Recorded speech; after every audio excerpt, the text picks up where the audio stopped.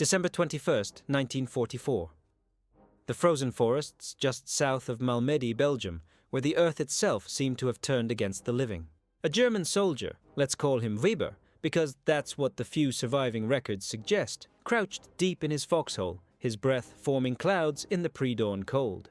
He'd made it through 3 brutal years on the Eastern Front, witnessed entire divisions ground into dust at Kursk, survived more bombardments than he could count, each one a lottery, where your number might come up or it might not. Nothing in those 3 years had prepared him for what happened next. The American artillery opened up just after dawn, the way it always did. But the shells, they weren't behaving the way shells were supposed to behave. They were exploding above his head, not on impact with the frozen ground, not after burrowing into the snow, but detonating in mid-air with this surgical, almost deliberate precision. 20 to 30 feet above the earth, maybe less. The math didn't matter to Weber in that moment. What mattered was that his foxhole, the one thing that had kept him alive through countless barrages, had just transformed from sanctuary into death trap. He pressed himself flat against the frozen dirt, feeling the heat of shrapnel fragments whistle past his helmet, so close he could feel the displacement of air. All around him, men were being torn apart by steel that seemed to rain down from everywhere at once, from angles that shouldn't exist. There was nowhere to hide from it. The geometry of survival had changed overnight, and nobody had bothered to tell the German army. Earlier that morning, maybe an hour before the barrage, maybe 2, Weber had done something either very brave or very stupid, depending on how you looked at it. In the pre-dawn darkness, he'd crawled out to examine an unexploded American shell half buried in the snow. He had to know, had to understand what was killing his friends in ways that defied everything he'd been taught about artillery warfare. What he found inside that shell's nose fuse made his hands shake, and not from the cold. There was a complete radio transmitter in there, roughly the size of a wine bottle, maybe a bit smaller, packed with these impossibly delicate miniature glass vacuum tubes, the kind of components that should shatter if you so much as looked at them wrong. And yet somehow, these fragile pieces of glass and wire had survived being fired from a cannon at forces that should have pulverized them into powder, forces that would crush a human body into paste. Weber knew enough about artillery to understand what he was looking at. Wehrmacht engineers had spent the better part of a decade concluding that what he held in his hands was theoretically impossible.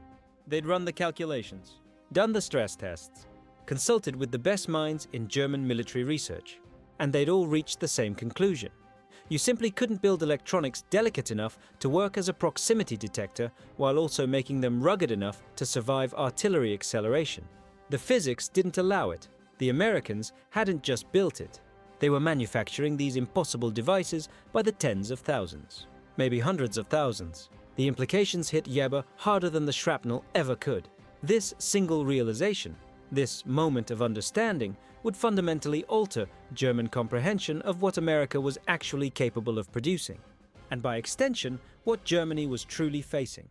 The story of how German soldiers came to witness and fear the proximity fuse, really fear it, the kind of fear that gets into your bones and won't leave, began not in the frozen forests of Belgium, but in laboratories and factories scattered across the United States. It started in the summer of 1940. When a group of American scientists were handed what every major military power had already concluded was an unsolvable problem. The National Defense Research Committee formed on June 27, 1940, bringing together some of the sharpest minds in American physics and engineering under the direction of Vannevar Bush. Among them was Merle Tuve, a physicist whose reputation preceded him. Brilliant, absolutely, but volatile in the way that only truly brilliant people can be. The kind of temperament that would eventually drive a team numbering over 1,000 scientists and engineers, all chasing the same impossible goal. The problem they faced was straightforward enough to state. German and Japanese aircraft were tearing Allied ships and ground forces to pieces. Conventional anti-aircraft guns required either a direct hit, extraordinarily difficult against a target, maneuvering at 300 miles per hour, or a timed fuse set to explode at a predetermined altitude. You had to guess where the plane would be, set your fuse accordingly, and hope. In practice, at the start of the war, it took approximately 20,000 shells to down a single enemy aircraft. Some estimates ranged as high as 100,000 rounds per kill. Think about that for a moment. 100,000 shells. The resource drain was staggering. The futility was demoralizing. The concept of a proximity fuse had been floating around for decades. Make a fuse that could detect when it approached a target and detonate automatically. Simple in theory. Utterly impossible in practice, given the technology of the 1930s. Germany had explored the idea as early as 1930, developing over 30 different designs. Acoustic sensors that would trigger on engine noise. Electrostatic detectors that would respond to the charged surfaces of aircraft. Some of the designs were genuinely clever. By 1939, German researchers had concluded the technical challenges were insurmountable. When Hitler's leadership issued directives in 1940 prioritizing only projects that could reach production within 6 months, everything focused on the coming invasion of the Soviet Union, Germany's proximity fuse programs were quietly shelved. Reinhold Borsig would resume limited work in 1944, but by then it was far too late to affect anything. The British had pushed further down the road. By 1939, researchers at the Telecommunications Research Establishment had conceived of using a small Doppler radar system. They'd actually tested prototypes on rockets, which faced far less severe acceleration than gun-fired shells. But Britain's program hit 2 critical obstacles that proved impossible to overcome. First, the cost was astronomical, and Britain's industrial capacity was already stretched so thin you could see through it. More fundamentally, though, they couldn't solve the miniaturization problem. The smallest vacuum tubes available, the ones used in hearing aids, were still far too delicate to survive the violent acceleration of being fired from a gun. By 1941, British scientists had working prototypes that functioned perhaps 50% of the time under ideal conditions. For military use, this was worse than useless. A weapon that works half the time isn't a weapon. It's a liability. The British shared their research through the Teasard mission when America entered the war, basically handing over everything they'd learned. But it would be American scientists and American industry that actually made it work. The Americans took the British research and did what no other nation could. They built it. Not a laboratory curiosity that worked sometimes under perfect conditions, but a mass-produced weapon that could be manufactured by the millions and actually function in combat. Tuve's Section T, at what became the Applied Physics Laboratory of Johns Hopkins University, established on March 10, 1942, in a rented Chevrolet garage in Silver Spring, Maryland, settled on a radio-based proximity fuse using Doppler radar principles. The theory was elegant in its simplicity. A miniature transmitter in the nose of the shell would emit radio waves at approximately 180 to 220 MHz. When those waves struck a target and reflected back, the frequency would shift due to the Doppler effect, the same principle that makes a train whistle change pitch as it passes.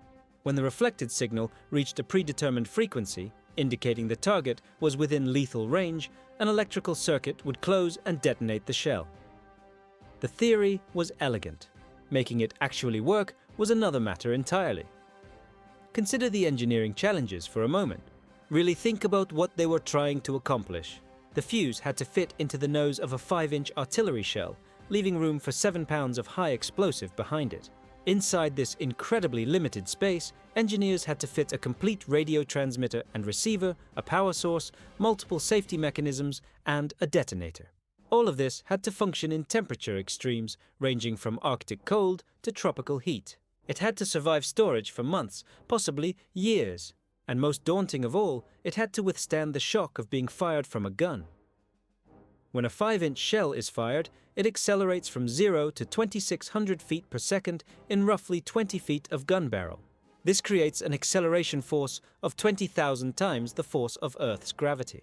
20,000 Gs. Every component inside that shell experiences a crushing force equivalent to being hit by a sledgehammer. Then the shell spins at 25,000 revolutions per minute as it screams through the rifled barrel.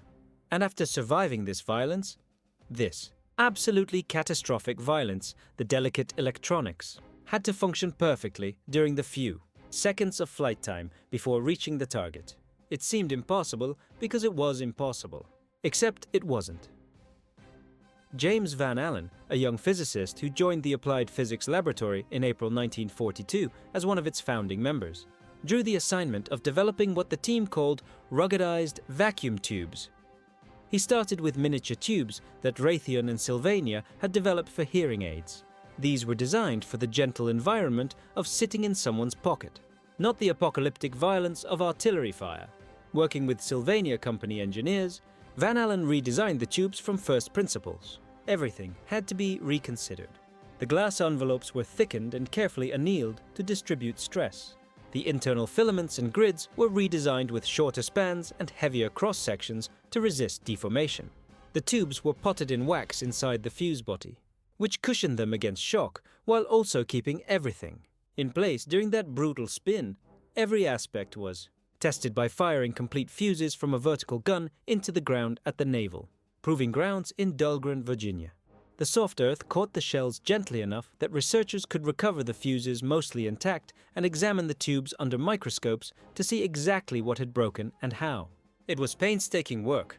Hundreds of test firings, thousands of design iterations. Gradually, incrementally, the team developed tubes that could survive. By September 1941, they were achieving success rates above 50%. The Navy, absolutely desperate for any improvement in anti-aircraft effectiveness, accepted this failure rate and authorized mass production tooling. The engineers were confident they could improve reliability during the production ramp-up. They were right. By early 1943, reliability had climbed above 90%, but vacuum tubes were only one challenge among many cascading technical problems. The fuse needed a power source. Conventional batteries were too large and had limited shelf life, particularly in tropical heat where chemical reactions accelerated. Engineers developed what they called a reserve battery, a design where the liquid electrolyte was kept separate from the battery plates until the moment of activation. When the shell was fired, centrifugal force spun the electrolyte into contact with the plates, generating electricity. This gave the batteries essentially indefinite storage life. The fuse needed multiple safety mechanisms layered on top of each other. It couldn't arm until well clear of the gun. You didn't want it detonating in the barrel or immediately after leaving the muzzle. It required protection against accidental detonation from radio interference or the ship's own radar systems. It needed wave suppression circuitry to prevent premature detonation when fired at low angles over water, where the reflection from the ocean surface could trigger the fuse prematurely. Each safety feature added complexity. Complexity added weight. Weight reduced the explosive payload. Everything was a compromise, a careful balance between competing requirements. By the time development was complete, each proximity fuse contained approximately 130 miniaturized electronic components packed into a space smaller than a soda can. The Mark 32 fuse for the Navy's 5-inch gun was 8 inches long and weighed just over 2 pounds. Inside its steel casing was perhaps the most sophisticated piece of miniaturized electronics that existed anywhere in the world in 1942. On August 12, 1942, the light cruiser USS Cleveland conducted the first operational test in Chesapeake Bay. The targets were 3 radio-controlled drone aircraft. Using conventional ammunition, downing these maneuvering drones typically required dozens of shots, maybe more. Cleveland's gunners, firing proximity-fused shells for the first time, destroyed all 3 drones with just 4 bursts on the very first day of testing. The Navy immediately cancelled the remainder of the scheduled tests and ordered mass production to begin. Why keep testing when the results spoke for themselves? 5 companies were selected to manufacture the fuses: Crossley Corporation, Radio Corporation of America, Eastman Kodak, General Electric, and McQuay Norris. Production started slowly, the way these things always do. By the end of 1942, factories were producing about 500 fuses per day. But American industrial capacity was just warming up, like an engine coming up to operating temperature. By late 1943, production had reached 40,000 fuses per day. Over the course of the war, American industry would produce more than 22 million proximity fuses at a cost exceeding $1 billion 1940s dollars, roughly $15 billion in today's money. More than 100 factories participated in some phase of production, from mining the raw materials to final assembly. The Crossley Corporation in Cincinnati alone produced 5,259,013 fuses, representing 24% of total production. The company employed 10,000 workers, operating continuously, 7 days a week, achieving peak output of 16,500 fuses daily. Sylvania Electric Products in Ipswich, Massachusetts, produced even more, 5,683,832 fuses, while simultaneously manufacturing 95% of all miniature vacuum tubes used across the entire program. Thousands of workers, many of them women who'd never touched electronics before the war, assembled these intricate components under conditions of absolute secrecy. They signed secrecy oaths. They were searched entering and leaving the facilities. And here's the thing. They didn't know what they were building. Nobody told them. They just assembled components according to specifications, trusting that what they were making mattered. The security surrounding the proximity fuse was second only to the Manhattan Project. The device was given the deliberately misleading codename VT Fuse, supposedly standing for variable time, to disguise its true nature as a radio proximity detector. The very existence of the fuse was classified at the highest levels. Even its use in combat was initially restricted to situations where there was absolutely no chance of a dud falling into enemy hands. The first combat use came on January 5, 1943, off Guadalcanal in the Solomon Islands. 4 Japanese Aichi D-3A dive bombers, VALs in Allied code, attacked a U.S. Navy task force. As the aircraft broke off their attack runs, Lieutenant Commander Red Cochran, commanding the aft 5-inch battery on the cruiser USS Helena, fired 3 salvos of proximity-fused shells at the departing bombers. All 3 shells exploded near one of the aircraft, close enough that the shrapnel shredded it completely. The aircraft plunged into the sea, trailing smoke and flame. Helena's gunners had achieved what would have required dozens, maybe hundreds of conventional shells. They downed an enemy aircraft without scoring a direct hit, without even coming close to a direct hit. Word of the success spread through the Pacific Fleet like wildfire. By mid-1943, substantial quantities of proximity-fused ammunition were being shipped to Pearl Harbor and distributed to combat vessels. The results exceeded every prediction, every optimistic estimate. In 1943, proximity-fused anti-aircraft fire was credited with more than half of all Japanese aircraft downed by naval gunfire, despite proximity fuses being used in only 25% of shells fired. Admiral R. Lee Burke, who would later serve as Chief of Naval Operations, recalled that when he served as Chief of Staff to Admiral Mark Mitcher, commanding the fast carrier task forces, proximity fuses knocked down enemy planes by the dozens, not one at a time, but in groups. The Japanese would launch coordinated attacks, and American gunners would simply sweep them from the sky. The true effectiveness was demonstrated during a kamikaze attack on May 11, 1945, off Okinawa. 2 destroyers, USS Hadley and USS Evans, came under assault from approximately 150 Japanese aircraft during Operation Kikusui No. 6. Many of these aircraft were loaded with explosives and piloted by men intent on suicide runs. The odds were overwhelming, catastrophic. During approximately 1 hour and 25 minutes of intense combat, those 2 destroyers and 4 support craft faced what should have been certain annihilation. Hadley knocked down 23 enemy planes before being hit by 1 bomb, 3 kamikazes, and 1 Oka rocket bomb. Evans accounted for additional aircraft before being hit 4 times by suicide planes and left dead in the water, drifting and burning. Both ships survived. Somehow, against odds that shouldn't have allowed it, both ships survived despite catastrophic damage. The official verdict on proximity-fused ammunition in this action was simple and direct: indispensable. Without it, both destroyers would have gone to the bottom. But for most of the war, the Pentagon strictly forbade use of the fuse over land. The risk was simply too great that a dud shell would fall into enemy hands. German or Japanese engineers might reverse engineer the technology. They might develop countermeasures. If Germany equipped its anti-aircraft guns with proximity fuses, intelligence analysts estimated bomber losses could increase by 300%. The strategic air campaign, the entire daylight bombing offensive, might become impossible to sustain. So the fuses were used only over water, where dud shells would sink beyond enemy reach into depths where recovery was impossible. When a dud proximity-fused shell landed on Sicily during the invasion in July 1943, headquarters dispatched a special patrol with explicit orders to recover it before German forces could find it. The patrol succeeded. The secret remained intact.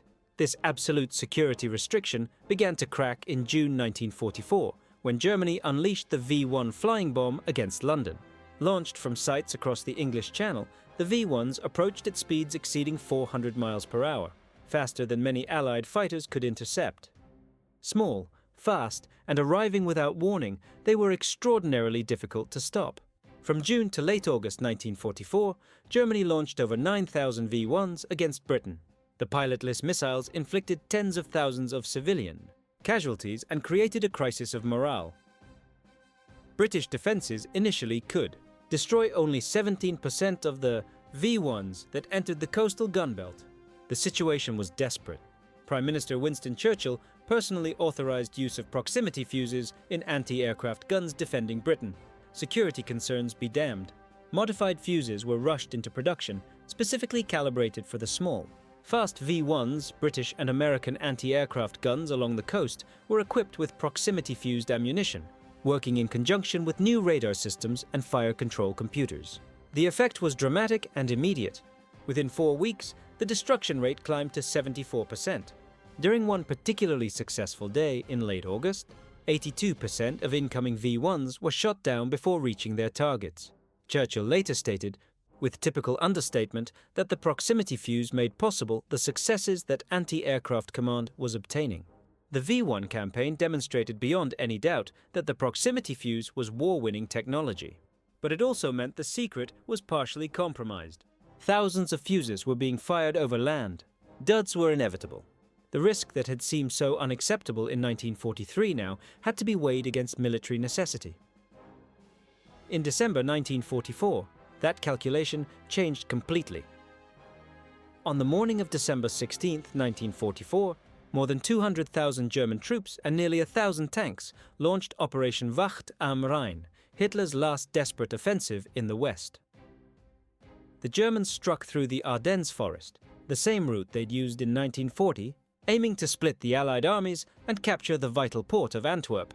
The offensive took the Allies by complete surprise.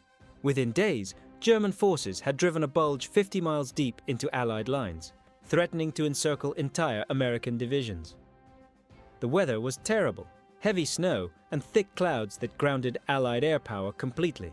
German commanders felt relatively safe from artillery fire because poor visibility made accurate observation nearly impossible. Traditional artillery doctrine required forward observers to see targets and adjust fire.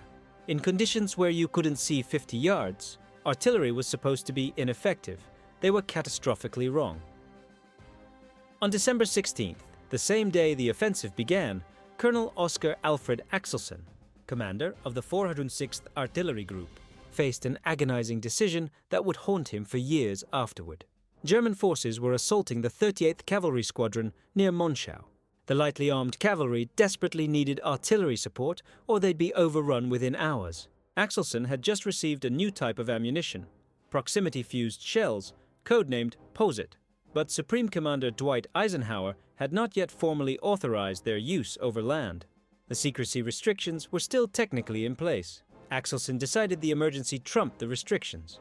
He ordered his gunners to fire the proximity-fused shells. Consequences be damned.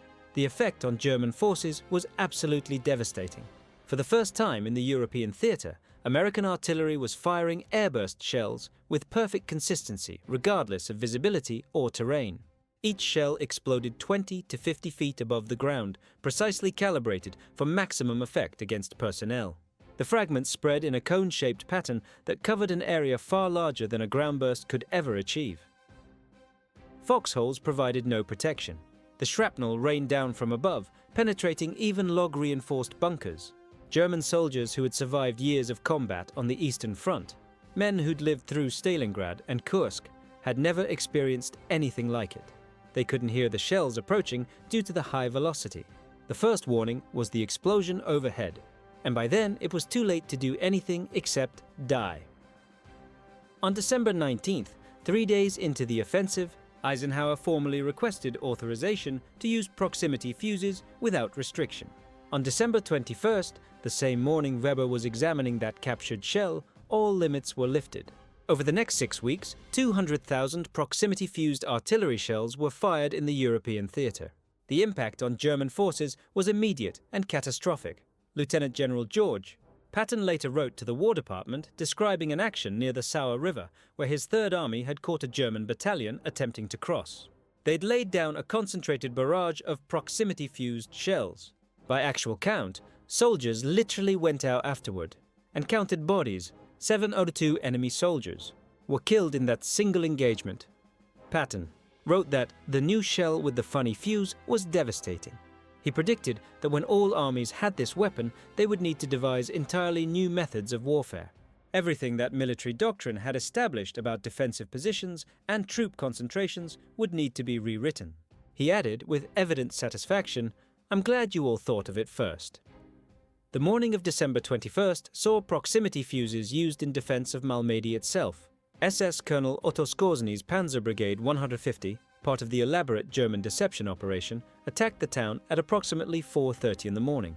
American artillery battalions supporting the defense fired proximity-fused shells with such devastating effect that the airburst rounds completely unnerved the attackers that some actually charged directly into American positions, seeking any shelter from the overhead explosions.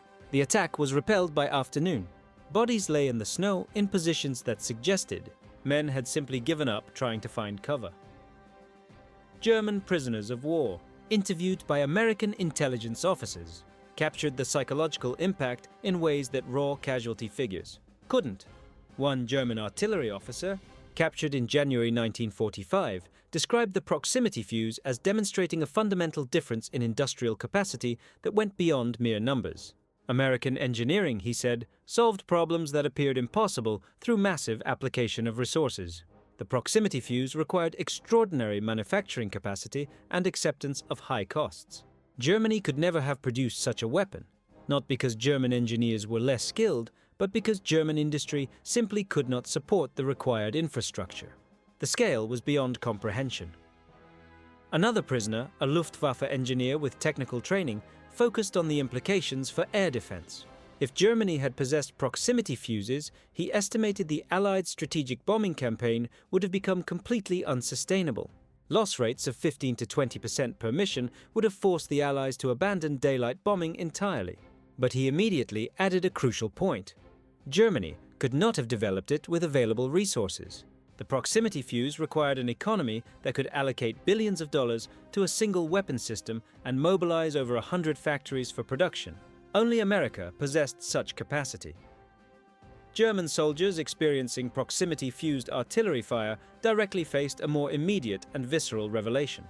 They were being killed by technology they literally could not comprehend, produced in quantities they could not match. The Battle of the Bulge demonstrated how American doctrine had evolved to maximize the fuse's effectiveness in ways that went beyond simple firepower. Forward observers called down fire not just on visible targets, but on suspected positions, any location that might conceivably hold enemy troops. Artillery batteries laid down barrage patterns covering entire areas, sometimes square kilometers at a time. The proximity fuses meant that every single shell was an effective airburst. There were no duds, no shells that buried themselves harmlessly in the ground. Every round that left the gun was a lethal airburst that someone had to survive. German tactical doctrine, developed and refined over years of warfare across Europe and Russia, had to be completely rewritten practically overnight. Traditional defensive positions, the foxholes and trenches that had protected soldiers since World War I, were suddenly death traps. Moving in the open during artillery fire was suicide. The Germans tried to adapt by dispersing more widely and staying constantly on the move, never remaining in one position long enough to become a target. But adaptation had limits. The proximity fuse had fundamentally altered the equation in ways that couldn't be countered with tactics alone. German soldiers began to exhibit what American intelligence reports termed artillery shock syndrome, a condition specifically triggered by the helplessness of facing proximity-fused fire. Some units experienced serious discipline problems, with soldiers refusing direct orders to move into areas under American artillery coverage. Officers who had maintained iron discipline through years of warfare suddenly found their commands ignored. Men would rather face court-martial than proximity-fused artillery. American intelligence reports noted that German commanders were offering substantial rewards for intact proximity fuses, hoping examination might reveal weaknesses or provide insight into countermeasures. Wright Field in Ohio had already developed electronic countermeasure systems designed to jam the fuse's radio signals, based on the assumption that captured fuses would inevitably lead to German jamming efforts. But German engineers never actually recognized what they had captured. Having concluded years earlier that radio-based proximity fuses were impossible given artillery acceleration forces, they never fully grasped that miniature radio transmitters were functioning inside every shell.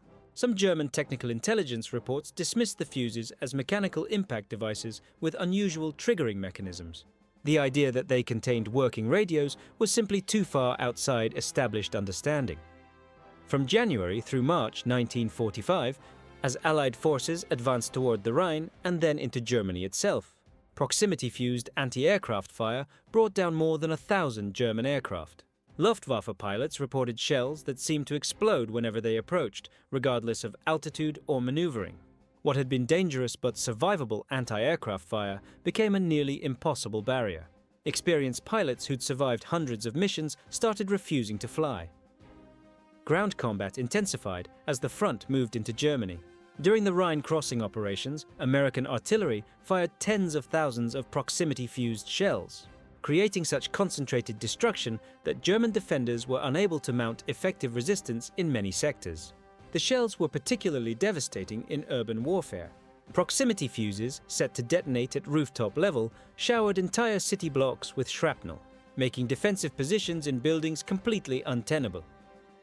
General Eisenhower, writing after the war in his usual careful prose, acknowledged the contribution of the proximity fuse in stark terms. He suggested that if Germany had succeeded in perfecting and using proximity fuses just 6 months earlier than the Allies, the invasion of Europe might have proven exceedingly difficult, perhaps impossible. The counterfactual was genuinely chilling when you thought through the implications. German anti-aircraft defenses equipped with proximity fuses might have made the D-Day landings unsustainable. The air support that had been absolutely crucial to the invasion's success would have been far more difficult to provide. German artillery using proximity fuses during the Normandy campaign could have inflicted casualties that halted the Allied advance cold, turning the beachhead into a killing ground. Technical intelligence gathered from captured German documents after the war revealed the full scope of German proximity fuse research, and it was more extensive than anyone had realized. German forces had indeed developed more than 30 different approaches, some of them remarkably sophisticated for their time. The Kranich acoustic fuse used a mechanical tone filter connected to a resonating reed switch, clever engineering that required no electronics.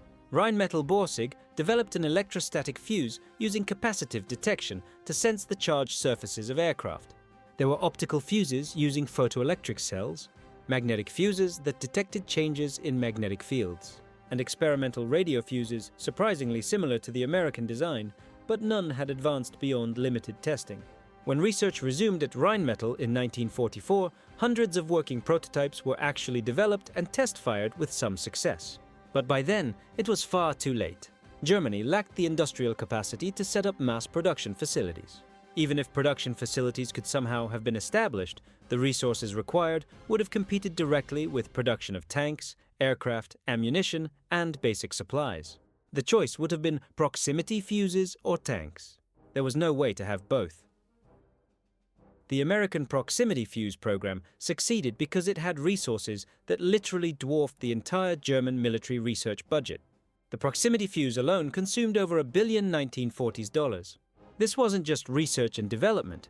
This was building dedicated production facilities from the ground up, training tens of thousands of workers, and maintaining absolute secrecy around the entire massive program. The production statistics remain staggering even today. At peak output, American factories were producing 70,000 fuses per day. That represents nearly 3 billion individual components manufactured to precise specifications, assembled by hand under microscopes, tested rigorously, and then shipped to combat theaters around the world through supply chains that spanned oceans. The cost per fuse fell dramatically as production expanded and manufacturing techniques improved. In 1942, each fuse cost $7.32, a genuinely astronomical sum. By 1945, mass production techniques had reduced the cost to just 8 lon per fuse. This 97.5% cost reduction resulted from manufacturing innovations, increased efficiency, and pure economies of scale working exactly as economic theory predicted. At 80 loss per fuse, the weapon was still expensive compared to conventional fuses, but not prohibitively so. The increased lethality easily justified the cost. A proximity-fused shell was worth 5 to 10 conventional shells in terms of target effect, since the shell itself cost the same regardless of what fuse was screwed into it, paying extra for a fuse that multiplied. Effectiveness by an order of magnitude was an obvious value proposition. The secrecy surrounding production was so complete that workers at different factories didn't know other facilities were building the same components. Suppliers manufactured parts without understanding their ultimate purpose. Production workers assembled components following specifications without ever seeing the complete device. The security classification remained rigidly in force until September 1945, when the war finally ended and the proximity fuse was revealed to a public that had never known it existed. For German prisoners of war who witnessed the defense against V-1 flying bombs while held in Britain, the revelation of what they had actually faced was genuinely profound. They could see anti-aircraft guns firing at incoming V-1s. They could see the missiles exploding in midair with mechanical precision. They understood that the same technology that had devastated their forces in the Ardennes was now protecting British cities from German vengeance weapons. The psychological impact was similar to what German prisoners held in America experienced when witnessing American industrial production firsthand. It was a realization, sometimes gradual, sometimes sudden, that they had been fighting an enemy with resources so vast that German efforts could never hope to match them. Not because Germans weren't brave or skilled, but because the material disparity was simply too overwhelming. Interviews with German soldiers conducted in 1946 after repatriation captured this understanding with remarkable clarity. One former Wehrmacht officer described the proximity fuse as the weapon that finally made him comprehend Germany had truly lost the war. Not because of the fuse itself, but because of what it represented. The fuse was a practical solution to a problem that Germany's best minds had concluded was fundamentally unsolvable.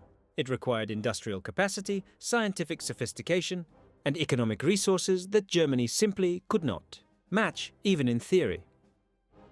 If America could build miniature radios that fit inside artillery shells and continued working after being subjected to forces that would instantly kill a human being, what else could they build?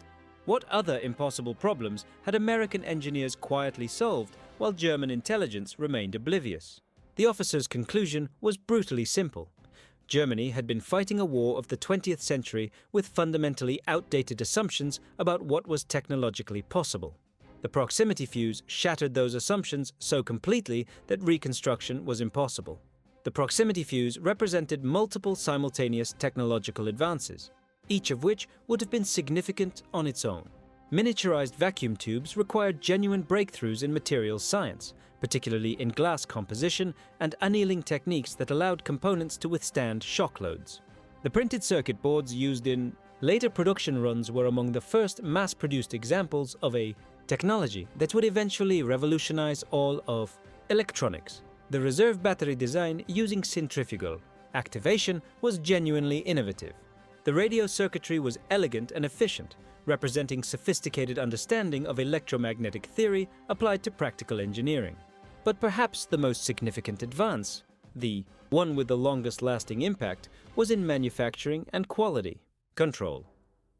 Producing millions of complex electronic devices with consistent quality and reliability required systems and processes that barely existed before the war started. American industry developed statistical quality control methods that would become standard practice across all manufacturing. Automated testing procedures allowed quality verification at scale. Supply chain management systems coordinated hundreds of suppliers and subcontractors, ensuring components arrived when and where needed. The workforce training programs were equally significant in ways that outlasted the war itself. Tens of thousands of workers, many with absolutely no technical background, were trained to assemble intricate electronic devices while looking through microscopes. These workers developed skills that would prove invaluable in the post-war electronics industry. James Van Allen, the physicist who helped develop ruggedized vacuum tubes for proximity fuses, later applied the same miniaturization techniques to scientific instruments for space exploration. The Explorer 1 satellite, launched in 1958 and credited with discovering the Van Allen radiation belts, used instruments that drew directly on proximity fuse technology. The knowledge gained from making electronics survive artillery acceleration helped make electronics that could survive rocket launches into space. The technology transfer went far beyond space exploration. Engineers who had worked on proximity fuses went on to distinguished careers in the rapidly expanding electronics industry, bringing expertise in miniaturization, quality control, and mass production of sophisticated devices. These skills helped establish American dominance in electronics throughout the second half of the 20th century. The proximity fuse's military impact extended well beyond World War II. American forces used improved versions throughout the IDI, Korean War, where they proved equally effective against Chinese and North Korean forces. Modern weapon systems still use descendants of the World War II proximity fuse. The Phoenix missile, the Standard missile family, and the Patriot surface-to-air missile all employ proximity fuses based on the same fundamental concept developed back in 1942. Today's fuses use solid-state electronics instead of vacuum tubes. Microprocessors handle signal processing tasks that required analog circuits in 1944. Modern fuses can discriminate between real targets and decoys, operate in jamming environments, and adjust their detonation parameters based on target characteristics. They are sophisticated in ways that would seem like science fiction to the engineers at Section T, but the core principle remains absolutely unchanged. Detect the target using radio wave reflections, calculate the optimal detonation point, trigger the warhead for maximum effect. It's the same brilliant idea that Merle Tuve's team figured out in that rented Chevrolet garage in Silver Spring, Maryland. Throughout the war, German soldiers experienced something that challenged their understanding in ways that went deeper than any material factor. Despite years of propaganda depicting Americans as weak, soft, and sentimental, a nation of mongrels incapable of real warfare, prisoners discovered something that didn't match the narrative at all. American military forces showed no weakness in combat, none. But they demonstrated unexpected humanity toward prisoners in ways that German soldiers found genuinely bewildering. Medical treatment particularly affected prisoners who'd been taught that capture meant death or brutality. German doctors found themselves working alongside American medical staff, learning new techniques and using equipment more advanced than anything available in Germany. Prisoners received surgical operations that would have been available only to high-ranking officers back home. Mental health treatment, virtually unknown in the Wehrmacht, where psychological casualties were often treated as cowardice, was provided to traumatized soldiers as a matter of course. American authorities treated attempted suicides with counseling and therapy, not punishment or execution. Prisoners suffering mental breakdowns received professional psychiatric care, not beatings designed to restore discipline through fear. This humanity toward enemies revealed the kind of confidence that came from genuine strength, not weakness. A nation, secure in its power, could afford mercy. By March 1945, educational programs had enrolled thousands of German prisoners in courses, studying English, American history, and democratic principles. The University of Chicago provided correspondence courses. Prisoners who had arrived as committed Nazis found themselves writing essays about democratic reconstruction of Germany. Officers who had sworn personal oaths to Hitler were planning how to implement American agricultural methods in post-war German farms. The transformation was so complete that American authorities actually started worrying about prisoners becoming too enthusiastic about American ways. Some requested permission to stay in America after the war ended, to become American citizens and leave Germany behind entirely. Between 1945 and 1946, over 370,000 German prisoners were repatriated from American camps. They returned to a Germany that was divided, physically destroyed, and economically destitute. But they brought with them detailed knowledge of how a democratic industrial society actually functioned. Many former prisoners rose to positions of prominence in West Germany's reconstruction, bringing American manufacturing methods to German industry and American democratic ideals to German politics. The broader lesson extended far beyond the proximity, fused to encompass the entire character of American military production during World War II. America didn't just outproduce the Axis powers in raw quantity, though the numbers were staggering enough on their own. America outproduced them in quality and technological sophistication simultaneously. American weapons weren't always individually superior on a one-to-one basis. German tanks had better armor and more powerful guns than most American tanks. German machine guns had higher rates of fire. But American weapons worked reliably under field conditions. They were produced in overwhelming numbers that made individual superiority irrelevant. And they included technological innovations like proximity fuses that provided critical advantages at decisive moments.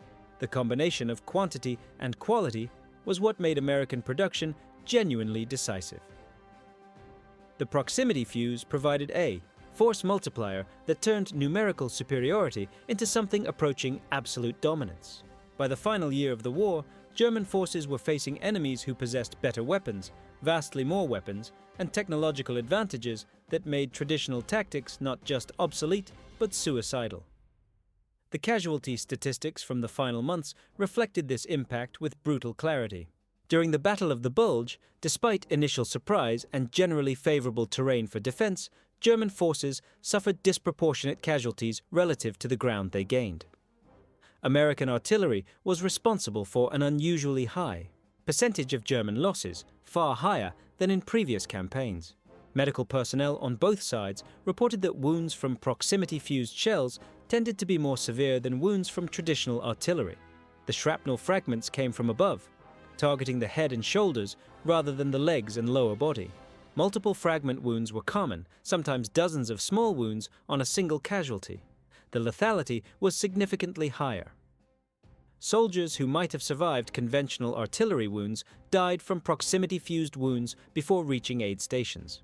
By March 1945, as Allied forces prepared to cross the Rhine and advance into the German heartland, proximity-fused ammunition had become standard issue for all American artillery units. It wasn't special anymore, wasn't reserved for critical situations. Every fire mission used proximity fuses as a matter of routine. Factories were producing fuses faster than they could be shipped to Europe. There was no shortage, no rationing, no conservation necessary. The Germans never developed effective countermeasures, despite desperate efforts. Electronic jamming was theoretically possible, but it required understanding the fuse's operating frequency and signal characteristics. Without intact working fuses to analyze in detail, German engineers couldn't determine the precise specifications needed for effective jamming. And even if they had somehow figured it out, deploying radio jammers across every potential target area would have been logistically impossible. Physical countermeasures proved equally ineffective. The fuses operated by detecting reflected radio waves from targets. Reducing the radar cross-section of troops and equipment was impossible with available technology. The human body itself reflected enough radio energy to trigger the fuse at effective range. There was simply no way to make soldiers invisible to radio waves. The only real defense was dispersion, spreading forces widely enough that a single shell wouldn't catch multiple targets. But dispersion reduced combat effectiveness and made coordinated operations extremely difficult. German tactical doctrine had evolved around concentrated formations that could mass firepower and execute coordinated maneuvers. Dispersing to counter proximity fuses weakened overall combat capability, even as it reduced casualties from individual artillery strikes. The final months of the war saw some German units essentially paralyzed by fear of American artillery. They wouldn't move during daylight hours. They avoided any position that appeared to be a likely target: crossroads, buildings, tree lines, anywhere that offered concealment. Morale plummeted as soldiers realized they were helpless against this threat. The sense of futility broke the will to resist more effectively than any propaganda campaign could have. American intelligence reports noted that German prisoners increasingly cited artillery as the primary reason for surrender. Not the fear of death itself, which soldiers had learned to accept, but the specific fear of proximity-fused artillery, which provided no chance of survival through skill or courage and no way to fight back. You couldn't shoot at artillery shells. You couldn't take cover effectively. You couldn't do anything except hope the shells fell somewhere else. This was psychological warfare at its most devastating, accomplished not through leaflets or broadcasts, but through demonstrated futility of resistance. The message was simple and undeniable. Continuing to fight was pointless. Post-war analysis by military historians on both sides identified the proximity fuse as one of the key technological advantages that measurably shortened the war in Europe. Conservative estimates suggest the fuse saved tens of thousands of Allied lives by reducing the length of campaigns and increasing the effectiveness of defensive operations. In the Pacific, proximity fuses were credited with preventing ship losses during kamikaze attacks that would have significantly delayed operations, possibly extending the war by months. The strategic impact was multiplied by production scale. Because fuses were available in essentially unlimited quantities by late 1944, they could be used without any conservation measures. Fire missions that would have been questionable with conventional ammunition became routine. Suspected enemy positions could be saturated with airbursts. Defensive fire plans could cover vast areas with overlapping barrage patterns. Artillery commanders could call for fire without worrying about ammunition shortages. The psychological effect of this abundance was as significant as the physical effect of the shells themselves. German forces understood they were facing an enemy with resources so deep that expensive, sophisticated ammunition could be expended casually. That realization reinforced the growing understanding that Germany simply could not win a war of attrition against such overwhelming material. Superiority, the technological legacy of the proximity. Fuse extended far into the post-war world, touching fields that seemed unrelated to military applications.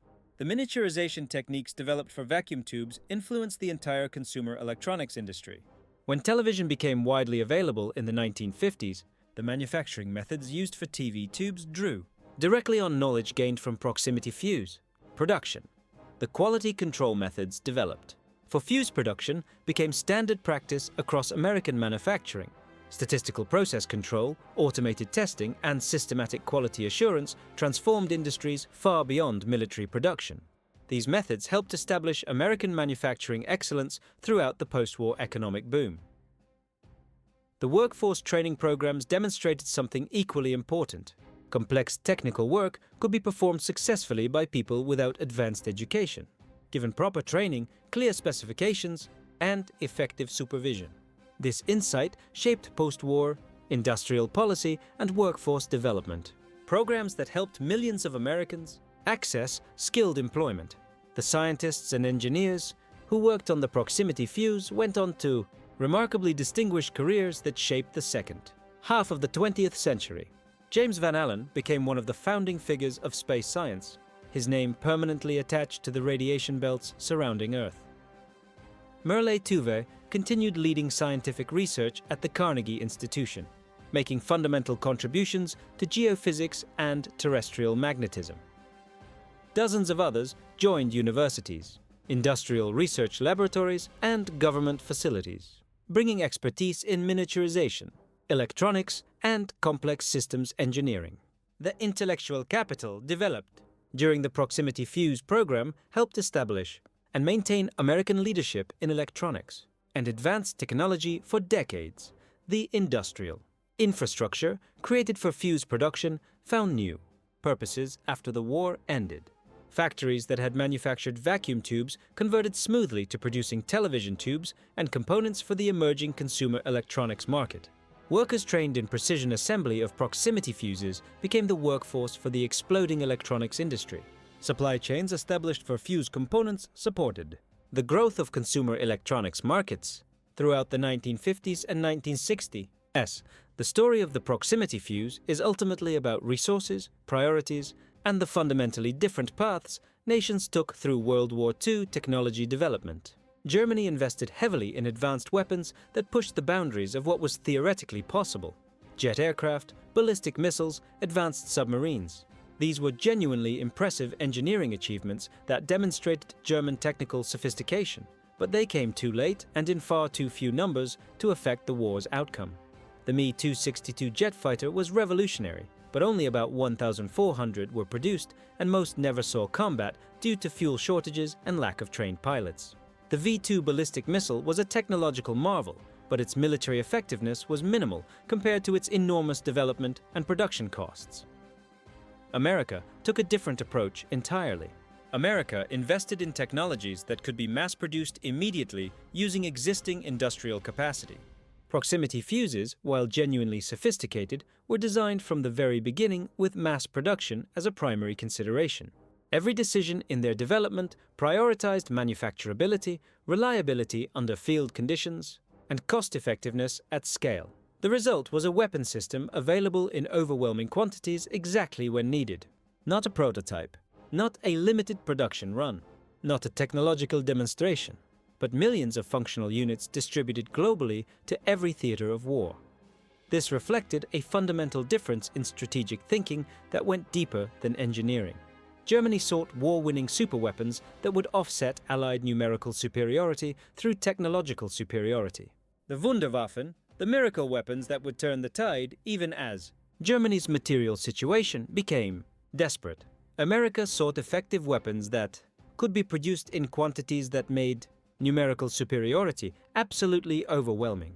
Not miracle weapons, but very good weapons produced in very large numbers. That approach, it turned out, was what actually won wars. The proximity fuse wasn't a superweapon in the dramatic sense.